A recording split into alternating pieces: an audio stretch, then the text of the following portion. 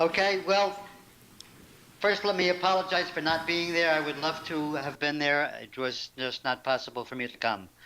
Uh, you're looking on your screen at um, a product called Optima, and we're going to be using Optima in the demonstration today to illustrate some techniques I've developed for analytics and optimization applied to BPMN process models. I'm going to start off by loading a simple model, which we'll use throughout this demonstration. Can be represented in either OMG or XPDL serializations of BPMN models. Very simple top level, bank receiving applications for either premium or regular accounts and doing some work to decide whether those applications should be accepted or not. There are sub-processes as indicated. A simple sub-process is the details of the process for handling premium applications. We're going to focus on some analytics associated with the model. I've chosen a simple model to not make things too overwhelming.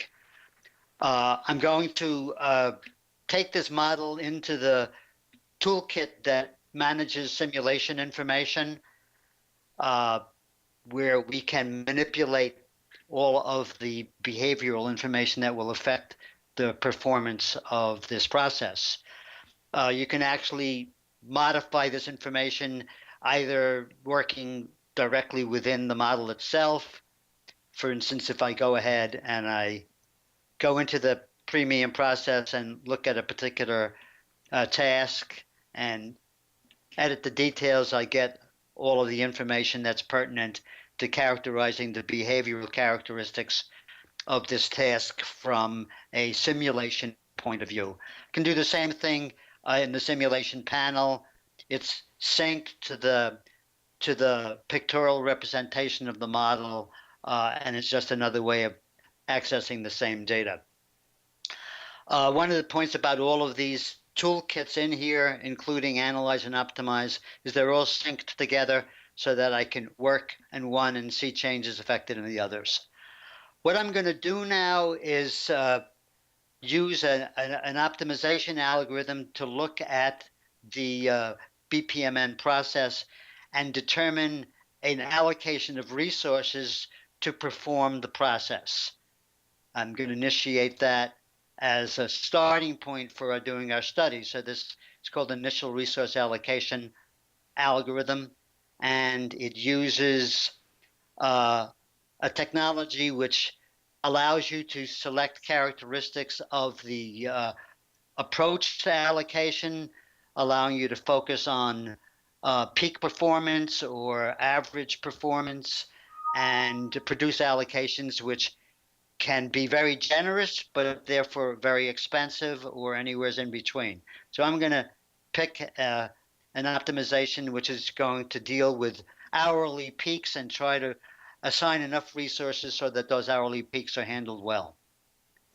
The technique for doing this involves actually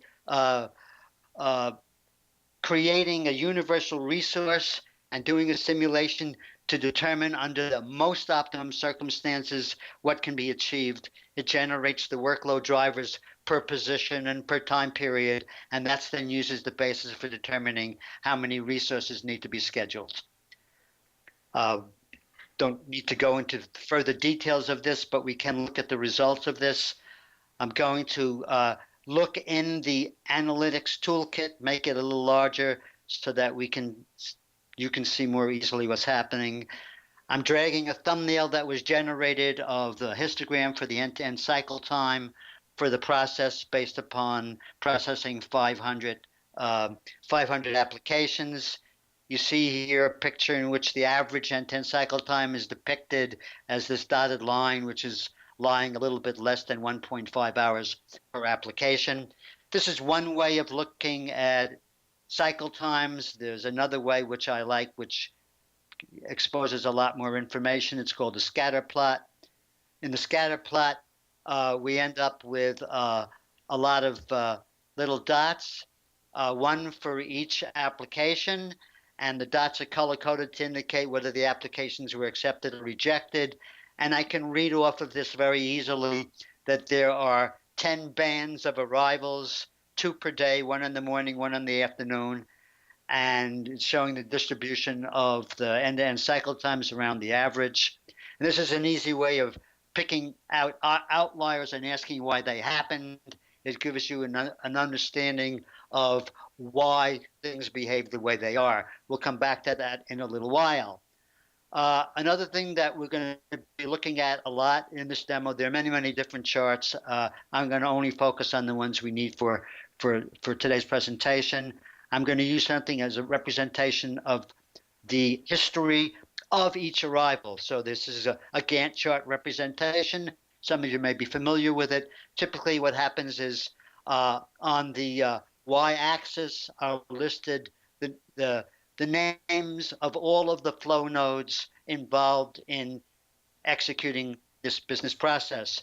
And the horizontal segments that you see depict the activity within those flow nodes with a color coding where red represents a task where the work item has arrived at that task and it's sitting there because evidently no resource is available for actually perform the work required. The blue bar indicates handling times, a resource actively working on the work item at that flow node. The gray line depicts a critical path through this instance of the process. Of course, this one is simple because there happen to not be any parallel structures, so the critical path is pretty obvious. But in a complicated model with parallel structures, the critical path becomes very interesting, and it's displayed pictorially. All of this is correlated together. So, for instance, if I go ahead and I make a selection in the scatter plot and pick it, I will automatically get the path associated with that that particular item. So normally one could go through all of the paths, but using the scatter plots, I can select specifically those paths that correspond to the work items that I have circled in the scatter plot. That's one approach to understanding what accounts for the end-to-end cycle times. However, there's a more general approach included here, which involves path patterns, which are techniques for recognizing across hundreds or thousands or hundreds of thousands of process histories, the patterns that occur. So I'm going to enable the path patterns. This is computational intensive, so it's not automatically set. And then we can, instead of working with the scatter plot or end-to-end cycle times, I can use this path pattern analysis. So I'm going to actually go ahead and pull up a table which has the path patterns in it. And you'll see in this example that there are 4 different patterns. And we can go ahead and look at each pattern pictorially by picking the pattern. It automatically shows us one of the examples in that pattern. And I picked the one where the arrival count, well, let's pick the one where the arrival count is the most. We'll see the most common pattern. So the most common pattern is one where we are processing regular applications and they are approved. If I go ahead and pick the least common pattern, I'll see that these are for premium processes that are approved. So the arrival counts basically allow us to easily characterize what's the most frequent one, which might be the one that we want to focus on, or whatever criteria we want to use here. So that's a kind of connection, several different connections to working with the histories in order to understand why things happen. Now, I can also look at this from a point of view of wanting to understand visually what's going on. So in a visual situation, I might go ahead and say, okay, instead of looking at the Gantt chart, I can look at something which is a process preview. And I'm going to intentionally set up that preview where we can look at it at the same time as other things. So there's the preview, and that starts off with a picture in which I've color-coded every one of the flow nodes that's visited in this particular process instance. And if I want to, I can actually play this by simulating, by sliding or automatically sliding a bar in the Gantt chart that goes through the simulation. Of course, if I go ahead and change what I'm looking at, I will see that reflected in the Gantt chart, and I will see that reflected as soon as I get to a pattern that's different. Well, right now I'm looking at one kind of pattern. If we go back and if I pick another pattern, you'll see it depicted pictorially and so forth. So this is just some of the analytics tools that have been put in here to make it possible to actually work and debug models and then afterwards understand their characteristics from a behavioral view. Having gone through that, I'm going to now address the problem of the resource allocation, which we created at the very beginning by doing that initial resource allocation. And I'm going to introduce a smart tool which focuses on just what's needed in order to understand resource allocation. So I'm going to go to the optimized tool, I'm going to smart allocation, and I'm going to apply it to the scenario we're already working on, the one that we got from doing initial resource allocation. Okay, I'm told that the allocation can be improved by the algorithm. I'm going to just put this up here in a convenient place so that we can look at it, give ourselves a little more space. There are two principal charts that are involved, one of which is telling us what the end cycle time is in a histogram, showing us the average execution time is less than 1.5 hours. And we've depicted the resource idle time across the 500 arrivals. I'm going to blow up just one day. This is happening over a period of 5 days. I'm going to blow up one day so we can kind of focus on that. And what I want to say about that, if you look at the y-axis, you'll see labels here where they range from 0 to 1. Well, it's a fraction of an hour that the resource was idle across all the resources.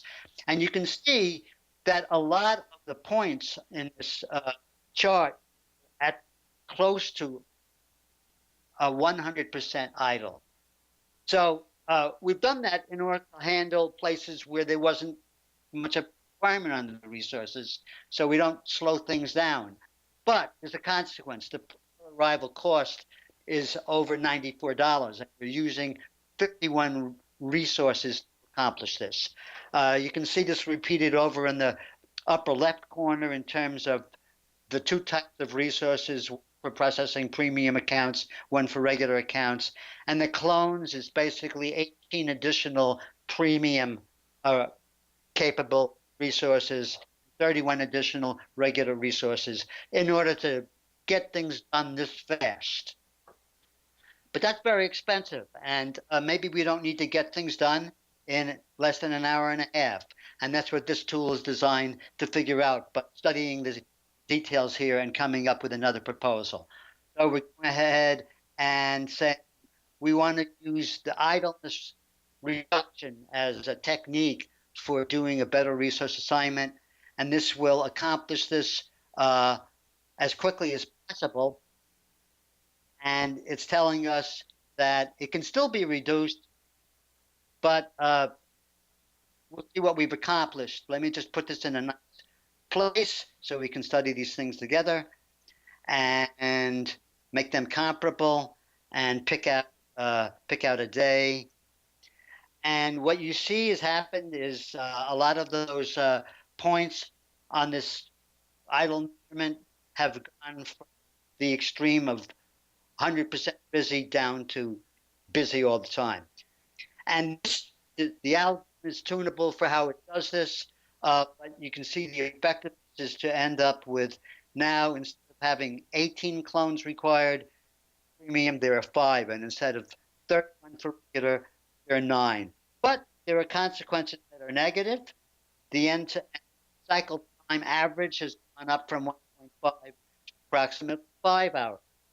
Another thing that's happened that we could be concerned about, depending upon our criteria, are the fact that there are some outliers. For instance, there's an outlier at about 6 to 7 hours. How did that happen? Well, loans that came in late in the day on Friday, because our choices didn't get done on Friday, and they sat around there until Monday. But if we look at per arrival cost, see it's dropped 30 to roughly $30 from roughly $95. And if an average end cycle time of 5 hours is acceptable, that's good. We have made a vast improvement. So, of course, all of these factors. Go ahead.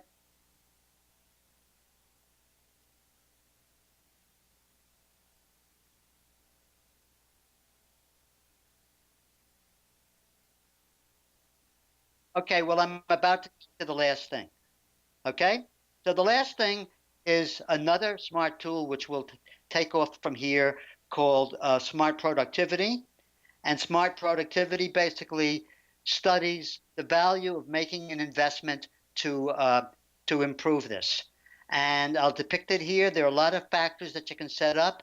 I don't have time to explain all of them. There are strategies for improving performance, handling time, using critical path information, considering growth, using totally different to-be models, and so forth. What I'm going to do, without going into all of these details, is sophisticated analysis for a business analyst who understands productivity and investments. I'm going to run it.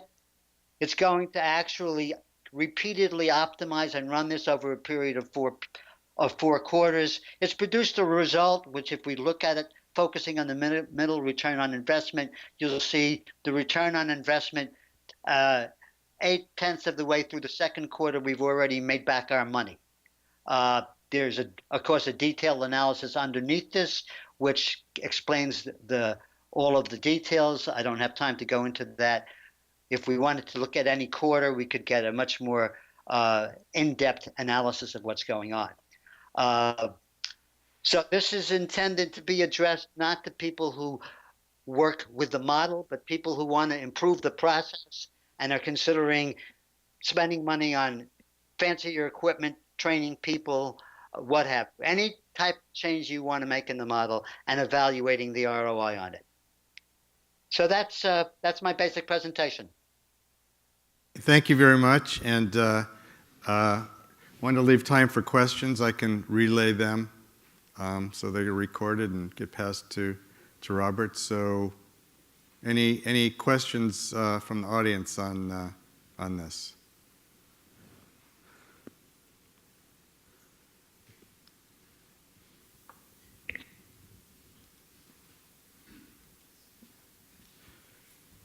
I don't.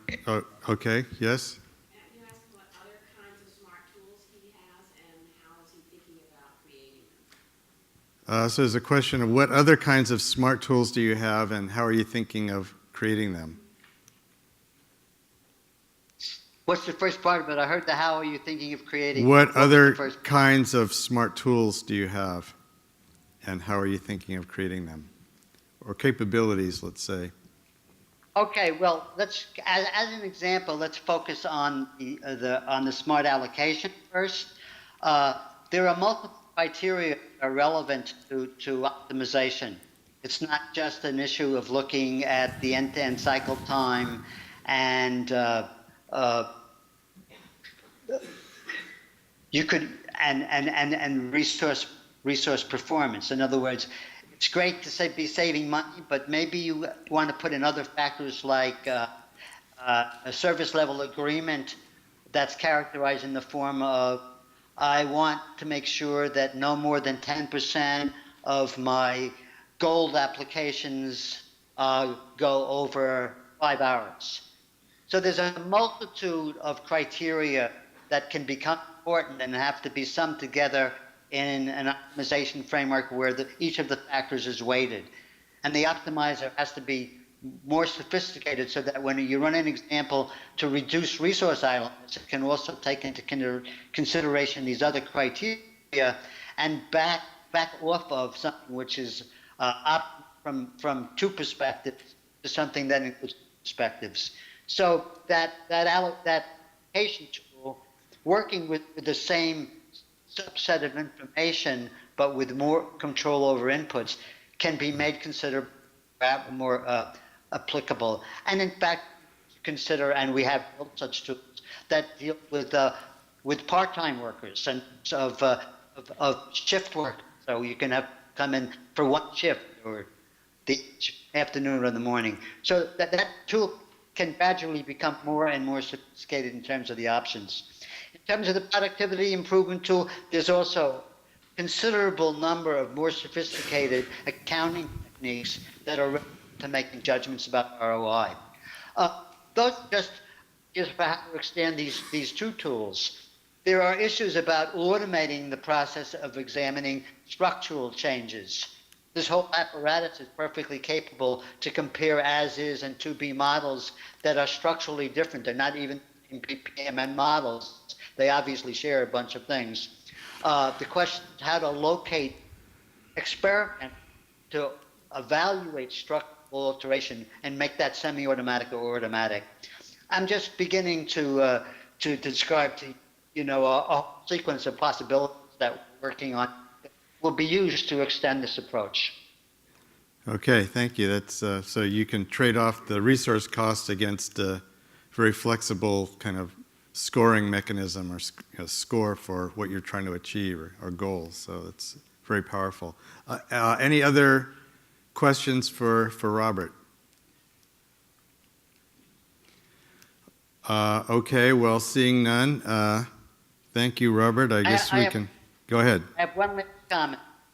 These ideas are all being extended to include working with a mixture of cases and processes. So those of you familiar with case management technology, we are adopting the analytics and optimization algorithms to work across process and case